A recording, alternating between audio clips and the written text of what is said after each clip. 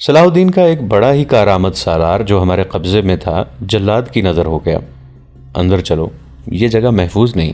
وہ دونوں عالم کے ساتھ اٹھے اور باہر نکل گئے۔ باہر جو 6 آدمی کھڑے تھے وہ اندھیرے میں بکھر گئے۔ وہ اب عالم کے گھر میں داخل ہوئے۔ صاف ستھرا گھر تھا، کئی کمرے تھے۔ 2-3 کمروں میں سے گزر کر وہ ایسے کمرے میں گئے جو زمین پر ہی تھا لیکن زیر زمین معلوم ہوتا تھا۔ اس کے سامنے کوڑا کباڑ بکھرا ہوا تھا۔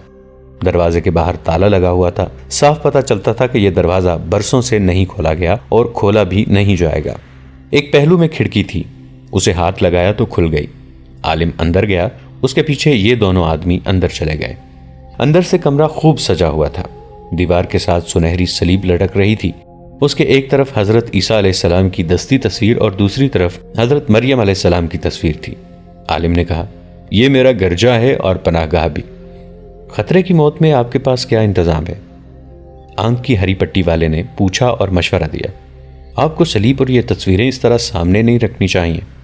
یہاں تک کسی کے آنے کا خطرہ نہیں، عالم نے جواب دیا اور ہنس کر کہا، مسلمان بڑی سیدھی اور جذباتی قوم ہے۔ یہ قوم جذباتی الفاظ اور سنسنی خیز دلائل پر مرتی ہے۔ جنس انسان کی سب سے بڑی کمزوری ہے۔ میں ان لوگوں میں یہ کمزوری ابھار رہا ہوں۔ انہیں یہ سبق دے رہا ہوں کہ 4 شادیاں فرض ہیں۔ آہستہ آہستہ انہیں بدکاری کی طرف راغب کر رہا ہوں۔ مذہب کے نام پر تم مسلمانوں سے بدی بھی کرا سکتے ہو، نیکی بھی۔ ہاتھ میں قرآن رکھ کر بات کرو تو یہ لوگ احمقانہ باتوں پر بھی قائل ہو جاتے ہیں اور جھوٹ کو بھی سچ مان لیتے ہیں۔ یہ میرا تجربہ کامیاب ہے۔ میں یہاں اپنے جیسا ایک گروہ پیدا کر لوں گا جو مسجد میں بیٹھ کر اور قرآن مجید ہاتھ میں لے کر ان لوگوں کے جذبہ جہاد کو اور کردار کو قتل کر دے گا۔ عورت کے متعلق میں ان لوگوں کے نظریات بدل رہا ہوں۔ صلاح الدین نے عورتوں کو بھی عسکری تربیت دینی شروع کر دی ہے۔ میں انہیں بتا رہا ہوں کہ عورت کو گھر میں قید رکھو۔ میں اس قوم کی نصف آبادی کو بیکار کر دوں گا۔ فوج کے خلاف نفرت پیدا کرنا ضروری ہے، ہری پٹی والے کے ساتھی نے کہا۔ صلاح الدین ایوبی نے یہی کمال کر دکھایا ہے کہ قوم اور فوج کو ایک کر دیا ہے۔ وہ اس وقت اعلان کر دے کہ یروشلم فتح کرنا ہے تو مصر کی ساری آبادی اس کے ساتھ چل پڑے گی، لیکن وہ ایسا اعلان نہیں کرے گا، عالم نے کہا۔ وہ دانش مند ہے، وہ جذباتی لوگوں کو پسند نہیں کرتا۔ وہ صرف ایک تربیت یافتہ سپاہی کو 100 غیر تربیت یافتہ جوشیلے آدمیوں پر ترجیح دیتا ہے۔ وہ کھوکھلے نعروں سے قوم کو بھڑکاتا نہیں، حقیقت کی بات کرتا ہے۔ یہ ہمارا کام ہے کہ اس کی قوم کو حقیقت اور تربیت سے دور رکھیں اور اسے جذباتی بنا دیں۔ اس قوم میں شعور کی بجائے جوش رہ جائے، وہ جوش جس میں حقیقت پسندی اور دانش مندی نہ ہو۔ دشمن کے پہلے تیر سے ہی ٹھنڈا پڑ جائے، خواہ تیر قریب سے گزر جائے۔ ہم ان میں صرف جوش رہنے دیں گے۔ تم نے سنا ہے کہ میں اپنے درس میں صلاح الدین ایوبی کی بہت تعریفیں کر رہا تھا۔ یہ باتیں تو ہم بعد میں کر لیں گے، اس آدمی نے کہا۔ دونوں اونٹنیاں دکھا دیں اور یہ بتائیں کہ ہمیں یہاں کس وقت اور کس طرح پناہ مل سکتی ہے، اور یہاں کوئی اپنا اور آدمی رہتا ہے یا نہیں؟ نہیں، عالم نے جواب دیا، یہاں اور کوئی نہیں رہتا۔ ان کے درمیان کوئی شک و شبہ نہیں رہا تھا۔ وہ خفیہ الفاظ میں ایک دوسرے کو پہچان چکے تھے۔ عالم کمرے سے نکل گیا، واپس آیا تو اس کے ساتھ 2 بڑی ہی خوبصورت اور جوان لڑکیاں تھیں۔ یہی وہ 2 لڑکیاں تھیں جن کے متعلق اس نے لوگوں کو بتایا تھا کہ یہ اس کی بیویاں ہیں۔ انہیں وہ سر سے پاؤں تک برقعے میں چھپا کر لایا تھا، مگر ان 2 آدمیوں کے سامنے وہ بے پردہ آئیں۔ عالم نے ان کا تعارف دونوں آدمیوں سے کرایا اور الماری میں سے شراب کی بوتل نکالی۔ ایک لڑکی گلاس لے آئی، شراب گلاسوں میں ڈالی گئی۔ ان دونوں آدمیوں نے شراب کو ہاتھ نہ لگایا۔ پہلے کام کی باتیں کر لیں، ہری پٹی والے نے کہا۔ تمہیں 2 آدمیوں کو قتل کرنا ہے، دوسرے نے کہا، صلاح الدین ایوبی کو اور علی بن سفیان کو۔ ہماری مجبوری یہ ہے کہ ہم نے دونوں کو نہیں دیکھا۔ ہمیں دونوں آدمی دکھا دیں۔ کیا آپ نے انہیں دیکھا ہے؟ اتنا دیکھا ہے کہ دونوں کو اندھیرے میں بھی پہچان سکتا ہوں، عالم نے کہا۔ میں نے جو مہم شروع کر رکھی ہے اس کے لیے ضروری تھا کہ دونوں کو اچھی طرح پہچان دوں۔ علی بن سفیان اتنا ذہین اور گھاگ ہے کہ اپنے کسی جاسوس کو یہاں بھیجنے کی بجائے خود یہاں آ سکتا ہے۔ اگر وہ بھیس بدل کر میرے سامنے آئے تو بھی میں اسے پہچان لوں گا۔ اور صلاح الدین ایوبی کا متعلق کیا خیال ہے؟ ہری پٹی والے نے پوچھا۔ اسے بھی خوب پہچانتا ہوں، عالم نے جواب دیا۔ ہری پٹی والے نے اپنے دونوں ہاتھ اپنی کن پٹیوں پر رکھے، داڑھی کو پکڑا اور ہاتھوں کو نیچے کو جھٹکا دیا۔ اس کی لمبی داڑھی اور گھنی مونچھیں اس کے چہرے سے الگ ہو گئیں۔ پیچھے چھوٹی سی داڑھی رہ گئی جو نہایت اچھی طرح تراشی ہوئی تھی۔ مونچھیں بھی تراشیدہ تھیں۔ لمبی داڑھی اور گھنی مونچھیں مصنوعی تھیں جو اب اس نے اپنے ہاتھ میں لے رکھی تھیں۔ اس نے آنکھ سے ہری پٹی بھی نوچ کر پرے پھینک دی۔ عالم جہاں تھا وہیں بت بن گیا۔ اس کی آنکھیں ٹھہر گئیں اور اس کا منہ کھل گیا۔ دونوں لڑکیاں حیران و ششدر کبھی اس آدمی کو دیکھتی جس نے اپنا بہروپ اتار دیا تھا، کبھی عالم کو دیکھتی جس کا رنگ لاش کی طرح ہو گیا تھا۔ عالم کے منہ سے حیرت اور گھبراہٹ میں ڈوبی ہوئی سرگوشی نکلی۔ صلاح الدین ایوبی؟ ہاں دوست، اسے جواب ملا، میں صلاح الدین ایوبی ہوں، تمہاری شہرت سن کر تمہارا درس سننے آیا تھا۔ سلطان ایوبی نے اپنے ساتھی کی داڑھی کو مٹھی میں لے کر جھٹکا دیا تو اس کی داڑھی چہرے سے الگ ہو گئی۔ انہوں نے عالم سے کہا، آپ اسے بھی پہچانتے ہوں گے؟ پہچانتا ہوں، عالم نے ہارے ہوئے لہجے میں کہا، علی بن سفیان۔ علی بن سفیان کی صرف ٹھوڑی پر داڑھی تھی۔ اچانک لڑکیاں اور عالم پیچھے کو دوڑے اور الماری میں سے چھرا نما تلواریں نکال لیں، مگر وہ ادھر کو گھومے تو ان کی تلواریں جھک گئیں، کیونکہ صلاح الدین ایوبی اور علی بن سفیان نے چوغوں کے اندر سے ہی اسی قسم کی تلواریں نکال لی تھیں۔ لڑکیوں کو تیغ زنی کی مشق تو کرائی گئی تھی، لیکن دو پیشہ ور تیغ زنوں کے مقابلے میں نہ آ سکیں، ان سے تلواریں رکھوا لی گئیں۔ علی بن سفیان باہر نکل گیا۔ ذرا سی دیر میں 6 آدمی جو باہر کھڑے تھے اسی سائز کی تلواریں سونتے کھڑکی میں سے کود کر آ گئے۔ دوسرے دن مسجد کے سامنے اس علاقے کے لوگوں کا ہجوم تھا۔ وہاں چند ایک سرکاری اہلکار بھی تھے جو لوگوں کو باری باری عالم کے اس خفیہ کمرے میں لے جا رہے تھے جہاں صلیب، حضرت عیسیٰ علیہ السلام اور مریم علیہ السلام کی تصویریں آویزاں تھیں۔ لوگوں کو شراب کی بوتلیں بھی دکھائی گئیں۔ اہلکار لوگوں کو عالم کی اصلیت بتا رہے تھے اور وہ جہاد کا جو نظریہ پیش کرتا رہا تھا اس کی وضاحت کر رہے تھے۔ سلطان ایوبی کی ہدایت پر علی بن سفیان نے سارے ملک میں جاسوسوں کا جال بچھا دیا تھا، کیونکہ یہ ثابت ہو گیا تھا کہ ملک میں خصوصاً قاہرہ میں صلیبیوں نے بہت سے جاسوس اور تخریب کار بھیج دیے تھے۔ صلیبیوں نے مسلمانوں کی کردار کشی کی جو زمین دوز مہم چلائی تھی وہ سلطان ایوبی کو زیادہ پریشان کر رہی تھی۔ انہیں جب علی بن سفیان نے اطلاع دی تھی کہ ایک مسجد کا پیش امام ہر رات درس دیتا ہے اور اسلامی نظریات کو بگاڑ رہا ہے تو سلطان ایوبی نے فوراً ہی یہ حکم نہیں دیا تھا کہ اس عالم کو گرفتار کر لو۔ انہوں نے کہا تھا، علی، مذہب میں فرقہ بندی شروع ہو گئی ہے، یہ پیش امام کسی فرقے کا ہوگا، یہ بھی ہو سکتا ہے کہ وہ قرآن کی اپنی تفسیریں پیش کر رہا ہو۔ میں مذہب میں دخل نہیں دینا چاہتا، میں حاکم ہوں، عالم نہیں۔ اگر تم سمجھتے ہو کہ وہ کوئی تخریب کار ہے تو گرفتاری سے پہلے پوری طرح چھان بین کر لو، پیش امام کا درجہ مجھ سے بہت بلند ہے۔ علی بن سفیان خود اس مسجد میں درس سننے نہیں گئے کیونکہ انہیں شک تھا کہ اگر یہ پیش امام واقعی دشمن کا بھیجا ہوا تخریب کار ہے تو اسے پہچانتا ہوگا۔ انہوں نے اپنے ذہین سراغ رساں مسجد میں بھیجے جو 10-12 مرتبہ وہاں گئے اور انہوں نے جو درس سنے وہ من و عن علی بن سفیان کو سنا دیے۔ آخر ایک رات اس صلیبی عالم نے جہاد پر درس دیا اور یہ تعویل پیش کی جو صلاح الدین ایوبی نے بھی سنی۔ سراغ رسانوں نے یہ درس علی بن سفیان کو سنایا تو کوئی شک نہ رہا۔ علی نے سلطان ایوبی کو بتایا اور یہ رائے دی کہ اگر یہ شخص صلیبیوں کا جاسوس اور تخریب کار نہیں تو بھی اسے پکڑنا یا روکنا ضروری ہے، کیونکہ وہ جہاد کا ایسا نظریہ پیش کر رہا ہے جو صرف آدمی پیش کر سکتا ہے جو دشمن کا آدمی ہو یا اس کا دماغ چل گیا ہو۔ سلطان ایوبی نے یہ رپورٹ بڑی ہی غور سے سنی اور کہا کہ معاملہ ہر حال مذہب، مسجد اور پیش امام کا ہے۔ انہوں نے فیصلہ دیا کہ وہ علی بن سفیان کے ساتھ خود بہروپ میں درس سننے جائیں گے اور خود یقین کریں گے کہ پیش امام کی نیت اور اصلیت کیا ہے۔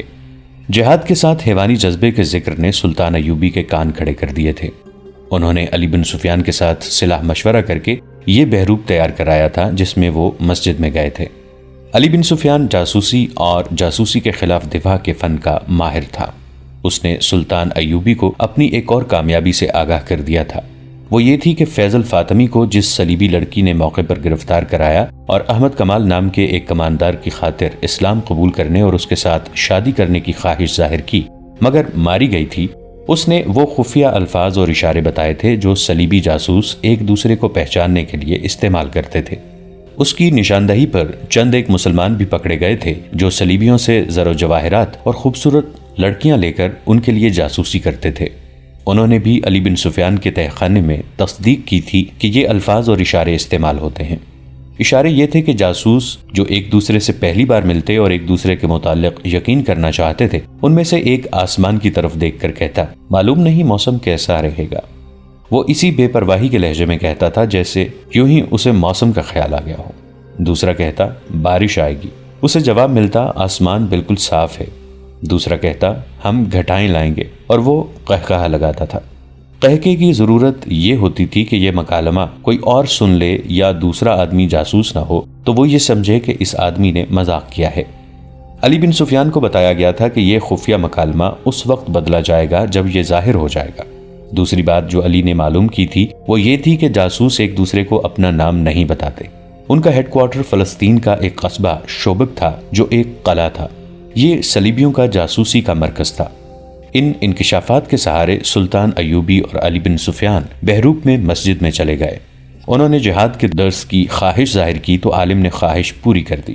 پھر وہ اس کے پاس اکیلے رہ گئے اور ان خفیہ مکالموں نے عالم کو بے نقاب کر دیا۔ اس کے بعد جیسا کہ ہم پہلے بیان کر چکے ہیں، اس نے بعد میں بیان دیا تھا کہ وہ اتنا کچا جاسوس نہیں تھا کہ وہ اجنبی آدمیوں کے آگے اپنا آپ ظاہر کر دیتا۔ اسے ان خفیہ الفاظ نے پھنسایا کیونکہ یہ مکالمہ ہر ایک جاسوس کو بھی معلوم نہیں ہوتا۔ یہ جاسوسوں کے اعلیٰ درجے کا مکالمہ ہے، اس سے نیچے اس سے کوئی جاسوس واقف نہیں ہوتا۔ اس مکالمے کے بعد کا قہقہا خاص طور پر قابل ذکر تھا۔ اس کے بغیر ایک دوسرے پر اپنا راز فاش نہیں کیا جاتا تھا۔ سلطان ایوبی نے قہقہا لگایا تھا، وہ اپنے ساتھ 6 جانبازوں کو بھی لے گئے تھے تاکہ بوقت ضرورت مدد دیں۔ علی بن سفیان نے اس جاسوس کو اور دونوں لڑکیوں کو اپنے تہہ خانے میں بند کر دیا اور سب سے پہلے اس علاقے میں جا کر تفتیش کی کہ یہ شخص اس مسجد پر قابض کس طرح ہوا اور اس سے پہلے وہ جس جھونپڑے میں رہتا تھا اسے کس نے دیا تھا۔ وہاں کے مختلف لوگوں نے جو بیان دیے تھے ان سے پتہ چلا کہ یہ شخص 2 بیویوں کے ساتھ اس آبادی میں آیا تھا۔ پہلے ایک آدمی کے گھر مہمان رہا۔ جب لوگوں نے دیکھا تو یہ کوئی عالم فاضل ہے تو انہوں نے اسے یہ جھونپڑا دے دیا۔ وہ اس مسجد میں نماز پڑھنے جایا کرتا تھا۔ وہاں بہت مدت سے ایک پیش امام تھا۔ یہ شخص پیش امام کا مرید بن گیا۔ 15-16 روز بعد پیش امام نے مسجد ہی میں پیٹ کے درد کی شکایت کی۔ یہ شکایت اتنی تیزی سے بڑھی کہ اس کے بعد پیش امام مسجد میں نہ آ سکا۔ حکیموں نے گھر جا کر دیکھا، دوائیاں دیں، مگر وہ تیسرے روز مر گیا۔ اس کے بعد اس عالم نے لوگوں سے بات کر کے مسجد سنبھال لی۔ اس نے ایسا تاثر پیدا کیا کہ لوگ اس کے عقیدت مند ہو گئے اور اس کی ضرورت کے مطابق اسے مکان دے دیا۔ علی بن سفیان کے پوچھنے پر لوگوں نے انہیں بتایا کہ انہوں نے کئی بار اس شخص کو پیش امام کے لیے کھانا لے جاتے دیکھا تھا۔ علی بن سفیان جان گیا کہ پیش امام کو اس آدمی نے زہر دیا ہے اور اسے راستے سے ہٹا کر مسجد پر قبضہ کیا تھا۔ اس جاسوسی کے گھر کی تلاشی میں بہت سے ہتھیار برآمد ہوئے جو مختلف جگہوں میں چھپائے ہوئے تھے۔ وہاں سے زہر بھی برآمد ہوا۔ وہ ایک کتے کو دیا گیا تو کتا 3 دن بے چین رہا اور گرتا اور اٹھتا رہا۔ تیسرے دن شام کے بعد کتا مر گیا۔ علی بن سفیان نے اپنی تفتیش سلطان ایوبی کے آگے رکھی تو سلطان نے اسے کہا، ان تینوں کو قید میں خوب پریشان کرو اور انہیں خوفزدہ کیے رکھو، لیکن میں انہیں جلاد کے حوالے نہیں کروں گا اور انہیں قید میں بھی نہیں ڈالوں گا۔ پھر آپ کیا کریں گے؟ علی بن سفیان نے پوچھا۔ میں انہیں حفاظت اور عزت سے واپس بھیج دوں گا۔ علی بن سفیان نے حیرت زدہ ہو کر سلطان ایوبی کے منہ کی طرف دیکھا۔ سلطان نے کہا، میں ایک جوا کھیلنا چاہتا ہوں علی، ابھی مجھ سے کچھ نہ پوچھنا، میں سوچ رہا ہوں کہ یہ بازی لگاؤں یا نہیں۔ انہوں نے ذرا توقف سے کہا، کل دوپہر کے کھانے کے بعد نائب سالاروں، مشیروں، اعلیٰ کمانداروں اور انتظامیہ کے ہر شعبے کے سربراہ کو میرے پاس لے آنا، تمہاری موجودگی بھی ضروری ہے۔ علی بن سفیان نے اس رات پہلی بار اس عالم سے تفتیش کی، لیکن وہ بڑا سخت آدمی نکلا۔ اس نے کہا، غور سے میری بات سن لو علی بن سفیان، ہم دونوں ایک ہی میدان کے سپاہی ہیں۔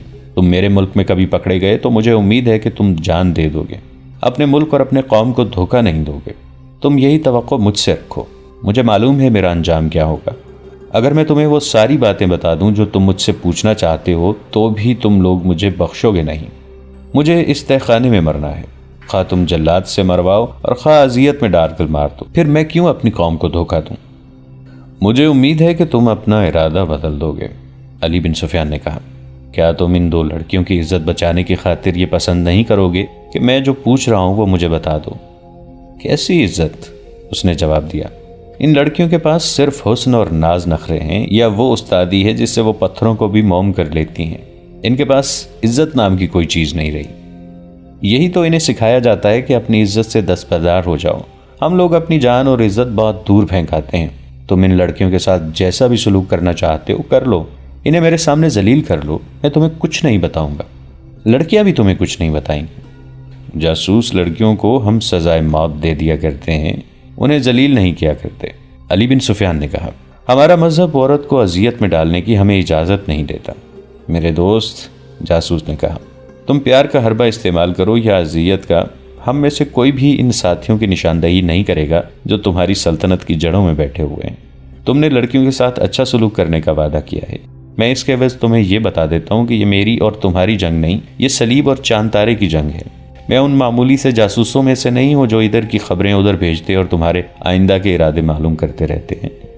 اس شعبے میں میرا رتبہ بہت اونچا ہے، میں عالم ہوں، اپنے مذہب کا مطالعہ اتنا ہی گہرا کیا ہے جتنا تمہارے مذہب کا، انجیل اور قرآن کی تہ تک پہنچا ہوں۔ میں اعتراف کرتا ہوں کہ تمہارا مذہب بہتر اور سادہ ہے، یہ ہر انسان کا مذہب ہے جس میں کوئی پیچیدگی نہیں، اس کی مقبولیت کی وجہ بھی یہی ہے۔ مگر میں تمہیں یہ بھی بتا دینا چاہتا ہوں کہ تمہارے دشمنوں نے تمہارے مذہب کی اصلیت کو بگاڑ دیا ہے تاکہ اس کی مقبولیت ختم ہو جائے۔ یہودیوں نے مسلمان علماء کے بھیس میں اس میں بے بنیاد روایات شامل کر دی ہیں۔ اسلام توہمات کے خلاف تھا، مگر اس وقت سب سے زیادہ توہم پرست مسلمان ہیں۔ میں نے چاند گرہن اور سورج گرہن کے وقت مسلمانوں کو سجدے کرتے اور نذرانے دیتے دیکھا ہے، اور ایسی کئی ایک بدعتیں تمہارے مذہب میں شامل کر دی ہیں۔ ہم ایک لمبی مدت سے تمہارے اصل نظریات کو بگاڑ رہے ہیں کیونکہ ہم جانتے ہیں کہ دنیا میں صرف دو مذہب رہ جائیں گے، ایک عیسائیت اور دوسرا اسلام، اور یہ دونوں اس وقت تک مارکا آرا رہیں گے جب تک کہ دونوں میں سے ایک ختم نہیں ہو جاتا۔ کسی بھی مذہب کو تیروں اور تلواروں سے ختم نہیں کیا جا سکتا، کسی مذہب کو تبلیغ سے بھی ختم نہیں کیا جا سکتا۔ اس کا یہی ایک طریقہ ہے جو میں نے اختیار کیا تھا۔ میں تمہیں یہ بتا دیتا ہوں کہ اس مہم میں میں اکیلا نہیں، پورا ایک گروہ تمہارے نظریات پر حملہ آور ہوا ہے۔ علی بن سفیان اس کے سامنے ٹہل رہا تھا اور اس کی باتیں غور سے سن رہا تھا۔ اس نے عالم جاسوس کے پاؤں میں بیڑیاں اور ہاتھوں میں ہتکڑیاں ڈال رکھی تھی۔ اس کا ارادہ تو یہ تھا کہ اس جاسوس کو بھی ہر جاسوس کی طرح اذیتوں کے اسی مرحلے میں سے گزارے گا جہاں کسی بھی لمحے جاسوس سارے راز اگل دیتے ہیں۔ لیکن اس نے قید خانے کے ایک محافظ کو بلا کر اس آدمی کی بیڑیاں اور ہتکڑیاں کھلوا دیں اور اس کے لیے پانی اور کھانا منگوایا۔ اس نے کہا، میرے اس سلوک کو اگلوانے کا حربہ نہ سمجھنا، ہم عالموں کی قدر کیا کرتے ہیں، خواہ کسی بھی مذہب کے ہوں۔ میں تم سے کچھ نہیں پوچھوں گا، جو کچھ بتانا پسند کرتے ہو بتا دو، اور میں تمہاری قدر کرتا ہوں علی۔ عالم جاسوس نے کہا، میں نے تمہاری بہت تعریف سنی ہے، تم میں فن کا کمال بھی ہے اور جذبے کی حرارت بھی۔ تمہارے لیے سب سے بڑا اعزاز اور کیا ہو سکتا ہے کہ صلیبی بادشاہ تمہیں قتل کرانا چاہتے ہیں؟ اس کا مطلب یہ ہے کہ تم صلاح الدین ایوبی اور نور الدین زنگی کے ہم پلہ ہو۔ میں تمہیں بتا رہا تھا کہ میں نے علم سے یہ حاصل کیا ہے کہ کسی قوم کی تہذیب و تمدن اور مذہب کو بگاڑ دو تو فوجوں کے حملے اور جنگ و جدل کی ضرورت باقی نہیں رہتی۔ کسی قوم کو مارنا ہو تو اس میں جنسی آگ بھڑکا دو۔ یقین آئے تو اپنے مسلمان حکمرانوں کی حالت دیکھ لو۔ تمہارے رسول نے کہا تھا کہ نفس کو مارو، کہ یہی تباہی کی جڑ ہے۔ تمہاری قوم نے کب اس پر عمل کیا؟ رسول کی زندگی تک یہودیوں نے اپنے حسین لڑکیوں سے تمہاری قوم کو بھڑکایا۔ آج تمہاری قوم نفس کی غلام ہو گئی ہے۔ تم میں جس کے پاس دولت آ جاتی ہے وہ سب سے پہلے حرم کو عورتوں سے بھرتا ہے۔ ہر مسلمان خواہ وہ غریب ہی ہو 4 بیویاں ضرور رکھنا چاہتا ہے۔ یہودیوں نے مولویوں کے روپ میں تمہارے نظریات میں جنسیت ڈال دی ہے۔ اگر اپنے رسول کی ہدایت پر مسلمان امر پیرا رہتے تو میں یقین سے کہتا ہوں کہ آج دنیا کا 3/4 حصہ مسلمان ہوتا، مگر اب حال یہ ہے 3/4 مسلمان برائے نام مسلمان ہیں، اور تمہاری سلطنت سکڑتی سمٹتی چلی جا رہی ہے۔ دوستو، آج کے لیے اتنا ہی۔ اسی کہانی کی اگلی قسط کے ساتھ بہت جلد حاضر ہوں گے۔ نیچے کامنٹ سیکشن میں اپنی رائے کا اظہار ضرور کیجیے گا۔ ہمارے اس چینل کو سبسکرائب کر کے نیچے موجود بیل آئیکن کو بھی ضرور کلک کیجیے گا۔ اگلی ملاقات تک کے لیے ہمارا اور آپ کا اللہ نگہبان۔